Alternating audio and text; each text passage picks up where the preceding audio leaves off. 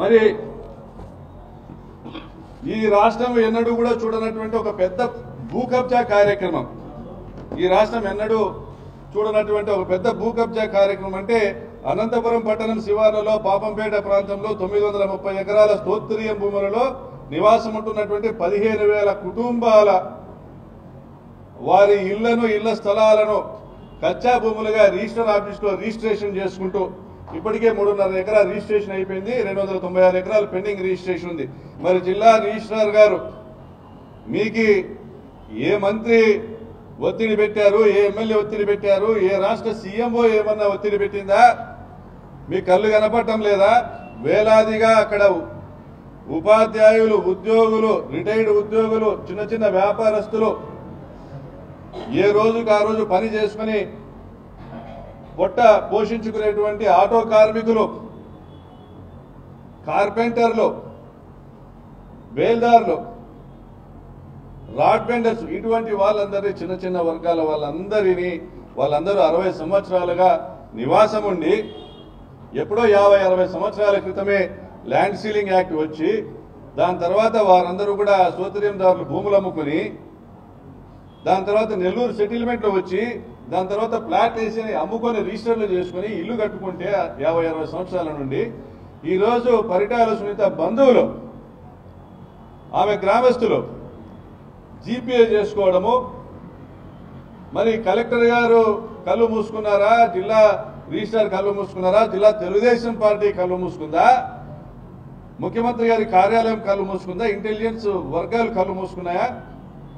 ఈరోజు వేలాదిగా పాపంపేట ప్రాంతంలో ప్రజలు బిక్కుమంటూ బతుకుతా ఉన్నారు. ఒక 4-5 నెలల కింద 20 ఇళ్లను ఇలాగే కొట్టేశారు, నేలమట్టం చేశారు. చాలా చోట్ల బోర్లు నాటినారు. ఈ సర్వే నంబర్లన్నీ మావి, పలానా వాళ్ళు, రాచూరు వాళ్ళు మాకు రాసి ఇచ్చినారనేసి చాలా బోర్డులు వెలిసాయి, దాదాపు 100 బోర్డుల వరకు. మరి ఇటువంటి అతిపెద్ద భూ కబ్జా, దాదాపు 10,000 కోట్ల రూపాయల విలువైనటువంటి ఆస్తిని కబ్జా చేయాలనే ఉద్దేశంతో ఫస్ట్ ఫేజ్ లో 300 ఎకరాలంటే దాదాపుగా 5,000 ఇల్లు నివాసం ఉన్నటువంటి ఈ ప్రాంతం అంటే దాదాపుగా 3-4 వేల కోట్ల రూపాయల ఆస్తిని కబ్జా చేసేటువంటి ఒక ప్రయత్నం జరుగుతూ ఉంది. దీని మీద పరిటాల సునీతను విమర్శ చేస్తే మరి కందికుంటకు ఎక్కడ మరి బాధ అయిందో, మరి పిల్లికి ఎలక సాక్ష్యమో మరి ఏమో కానీ అనేక రకాల వాళ్ళ బాధను వ్యక్తం చేస్తూ ఉన్నారు. పరిటాల సునీత రాసిన లేఖ వల్ల రాష్ట్రంలో ప్రత్యేకించి అనంతపురం జిల్లాలో 50,000 ఇళ్ల నిర్మాణము ఆగిపోయిన విషయము వాస్తవమా కాదా? అయ్యా కందికుంట సంబంధిత శాఖ మంత్రి పార్థసారథి గారిని అడుగు.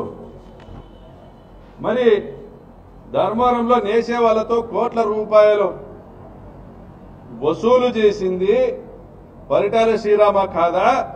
మీ కులస్తులైన నేసే కుల పెద్దలతో అడుగు. అవునా కాదో అక్కడున్న మంత్రి సత్యకుమార్ గారిని అడుగు. మరి ఈరోజు జిల్లా రిజిస్ట్రార్ అడుగు.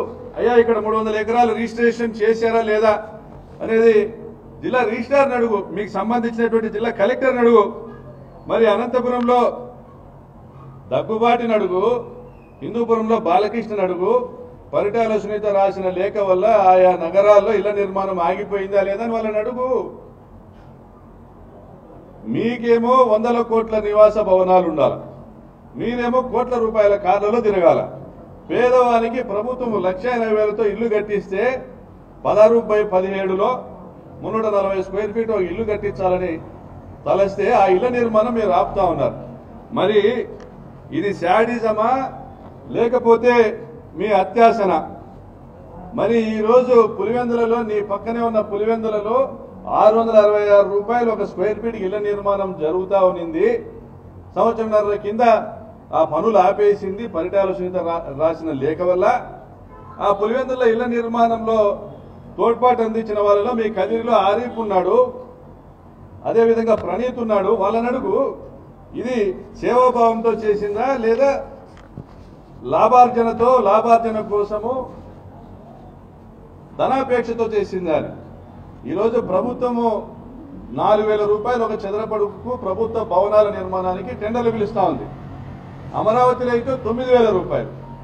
మరి మీరంత విలాసవంతమైన భవనాలలో మీరు ఉంటా 150 కోట్ల రూపాయల భవనాలు పరిటాల సునీతకు ఉండి పేదవాడు కనీసం చిన్న ఇంట్లో కూడా నివాసం ఉండకూడదనేటువంటి ఆమె తీసుకుంటున్న ఈ నిర్ణయం తప్పని మేము విమర్శిస్తే మీరు బాధ్యత కలిగిన అధికార పార్టీగా మీరు ఇన్వెస్టిగేటివ్ గా మీరు దాంట్లో మీరు మా పైన విమర్శ చేయాలా, దీంట్లో వాస్తవాలు ఉన్నాయా లేదో కనుక్కొని విమర్శ చేయాలా. పర్సనల్ గా విమర్శ చేయడానికి నాకు మీకు ఎక్కడ పొలంగట్ల తగాదాలు ఏం లేవు. నువ్వు ఏదైతే పేరు పలికినావో అలియాస్ రమేష్ అనేది పోలీసు వాళ్ళు ఏమన్నా అలియాస్ వాళ్ళు పెట్టారు, నేను ఎప్పుడు చెప్పుకోవాలా. రెండోది, నాకు అగైనెస్ట్గా కేసు లేదు. నువ్వు సుప్రీంకోర్టులో కూడా పోయి చెక్ చేసుకో, ఆన్లైన్లో చెక్ చేసుకో. ఈరోజు నాకు అగైనెస్ట్గా కేసులు లేవు సోదరా. నీకేమన్నా ఉంటే ఇంకా భ్రమలు ఉంటే తొలగించుకో. నీ గొప్పలు బీగరాలు వలుకుతున్నావు, లేస్తే మొగని కాదు. మళ్ళీ కూడా చెప్తాను, మీ పూర్వీకుల పేర్లు చెప్పుకొని బతకద్దా ఇప్పటికీ? భావదారిద్ర్యమే అది. ప్రొద్దుటూరులో తాలిబాన్లు ఎవరంటే ఎవరిని చెప్తారు? ప్రొకాష్ పోయి అడుగు ఇప్పటికీ. లేదు ప్రెస్ వాళ్ళకి ఛాలెంజ్ చేస్తానా, జిల్లా ప్రెస్కి కూడా అప్పీల్ చేస్తానా, మీరు ఎంక్వైరీ చేయకండి.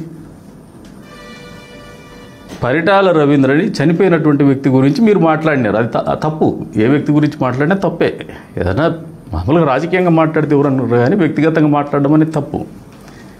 7 సార్లు ఎమ్మెల్యేగా చేసినారు, సంపాదించుకొని అవినీతికి పాల్పడమని చెప్పం. 7 ఎలక్షన్లు చేసినారంటే వాళ్ళకి అంత ఇంత తూకం ఉంటుంది. అసలు ఈ భారతదేశ ఆర్థిక పరిస్థితుల్లోనే 2006 తర్వాత ఆర్థిక పరిస్థితులు చాలా వేగవంతంగా మారినాయి. ప్రపంచీకరణ తర్వాత, పట్టణీకరణ తర్వాత.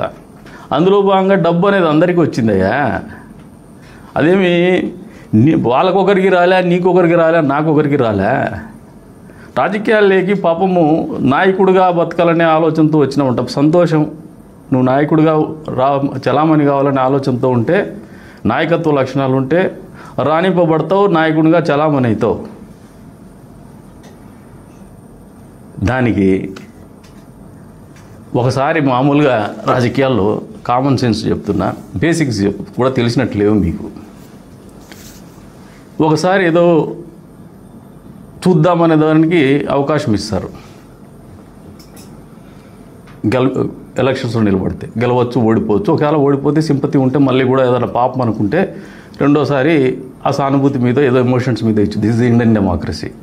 కానీ తర్వాత మన పర్ఫార్మెన్స్ మీదే ఇస్తారు. నేను కూడా 5 ఎలక్షన్లు చేసిన, ఇండిపెండెంట్గా ఓడిపోయినా. తదుపరి 2 కాన్సిక్యూటివ్ లాసెస్ వచ్చినాయి. కానీ మీ మాదిరికి ఎప్పుడు పోయేసి ఈ ఎలక్షన్లో నాకు ఓటేసి గెలిపించకపోతే నేను చచ్చిపోతాను ఇప్పుడు చెప్పుకోలే. నేను ఇండ్లు వాకిలన్నీ అమ్ముకునే అని చెప్పుకోలే. నా దగ్గర డబ్బులు లేవు, నాకు ఓట్లు వేయండి, నా దగ్గర డబ్బులు లేక నేను ఇబ్బందుల్లో ఉన్నా అని చెప్పుకోలే. ఇబ్బందులు ఉన్నాయి, నీకు వస్తాయి, నాకు వస్తాయి. రాజకీయాల్లో ఇబ్బందులు అందరికీ ఉంటాయి, తప్పేం కాదు. ఇబ్బందులు ఉండడం తప్పు కాదు. కానీ దాన్ని చూపించుకొని తప్పినప్పుడే నువ్వు చచ్చిపోయినావు. నాయకుడు కాదు నువ్వు. నాయకునికి గొంతులో ప్రాణం పోతుందనే నవ్వుతూ బతికేవాడు నాయకుడు. అడుక్కునేవాడు నాయకుడు అవుతాడా? అడుక్కుంటూ వచ్చేది కాదు నాయకత్వం, ఛాత్రంతో వస్తుంది నాయకత్వం. రెండోది, మనిషి ఉంటావో లేవో అన్నావు. ప్రొకాష్ 23 ఏళ్ళు 24 ఏళ్ళు నా కులస్తుల గురించి నువ్వు చెప్తా ఉన్నావు. మా కులస్తులు ఇబ్బంది పడుతున్నారని మా జీవితమే పోగొట్టుకున్నాము. అసలు ఉంటామో పోతామో అనేది ఆ రోజుల్లో మాకు తెలియదు. ఈ రోజు కూడా ఈ నిమిషంలో చనిపోవాల్సిన పరిస్థితి వస్తే స్వచ్ఛందంగా హ్యాపీగా నవ్వుతూ చచ్చిపోయే క్యారెక్టర్లు మావి. పుట్టగోసి నువ్వు బెదిరిస్తే బెదిరిక్కునే నాయలు అనుకుంటున్నావా? నీ కొడువిళ్ళకో, నీ బాంబులకో, నీ కథలకో, నీ కార్ఖానకో ఏమనుకుంటున్నావు నువ్వు? నీ పరిస్థితి చెప్తాను. పరిటాల రవి గారు ఎవరు నడుస్తుంటే పారిపోయి తాలిబాన్లుగా బతికారు. బాంబులు చుట్టికి పోయి అవి పేలితే చేతులు కాల్చుకొని బయట ఉంటే ఆడచొస్తాము అని చెప్పేసి ఆదర్శ్ నగర్ ఎమ్మెల్యే కాలనీలోకి పోయేసి ఇక్కడ ఉన్నాడు. ఇదే కేసులోనే మీ వాడే సీనియర్. వాళ్ళ ఇంట్లో నుంచి ఐస్ క్యూబ్స్ తెప్పించుకొని ఒళ్ళు తిక్కుంటాన్నారు. ఇది మీ పరిస్థితి. మేము పారిపోలా. కరోనా టైం గురించి చెప్తాను. వీళ్ళే సాక్ష్యం, విలేకరులే. వీళ్ళతో సహా అందరికీ సహాయం చేసినాం మేము.